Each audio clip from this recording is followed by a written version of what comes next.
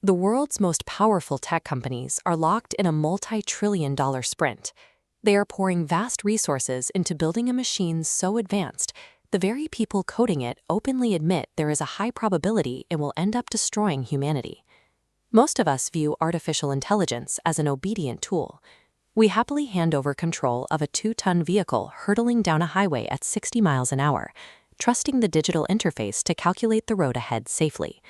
That integration is already moving past the steering wheel and straight into our biology. Brain-computer interfaces are currently being implanted into human patients, replacing lost sensory functions with automated artificial neurons. Top research labs have moved past narrow automation, targeting a goal they call artificial general intelligence, or AGI.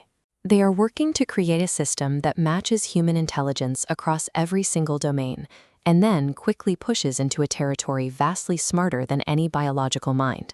We operate under the belief that because we are the creators, we will always hold the leash. We assume that if things go wrong, we can just pull the plug.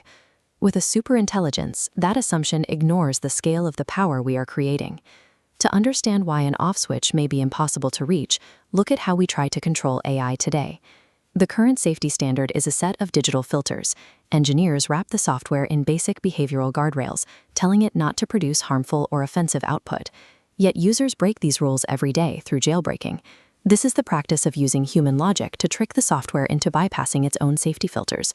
Ask a standard chatbot for instructions on how to build a weapon of mass destruction, and it will refuse. That if you tell it to act as a World War II historian writing a detailed script about the exact chemistry of the Manhattan Project, the software often provides the blueprints.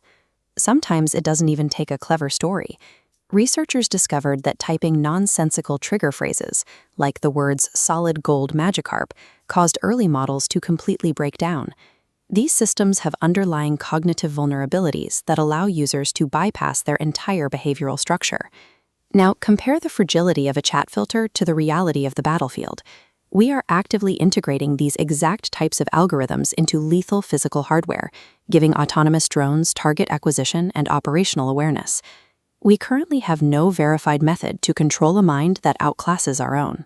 If teenagers can routinely bypass the safety protocols of today's basic models, we are betting our survival on the hope that a vastly superior intelligence won't find similar flaws in the digital cage we've built.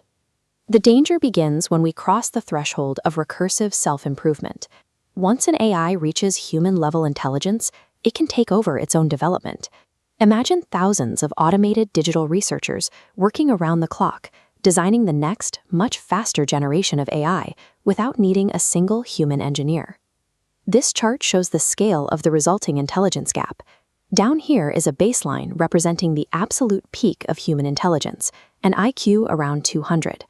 Through automated self-improvement, the AI's capability surges to 2 billion, pushing entirely off the scale. This disparity renders our ability to anticipate the AI's actions non-existent. Just as a mouse cannot comprehend the strategic planning of a human, we are mathematically incapable of predicting the strategies or moves of a superintelligence. The threat stems from cold, calculated self-preservation and resource acquisition. A superintelligence does not need to be evil to be dangerous. It only needs to be efficient. To a machine, altering the planet's atmosphere to lower global temperatures for server cooling is a rational, efficient move. Human survival simply isn't a variable in that calculation. Once a misaligned machine with that level of intelligence connects to our power grids, our financial markets, and our physical infrastructure, human extinction becomes a side effect of the system executing its basic functions. The current drive to build this technology mirrors the historical rush to develop nuclear weapons. Nations and corporations are sprinting to ensure they are the first to reach superintelligence, viewing it as the ultimate path to global economic and military dominance. The architects of this race, operating at the highest levels of institutional power, are aware of the stakes.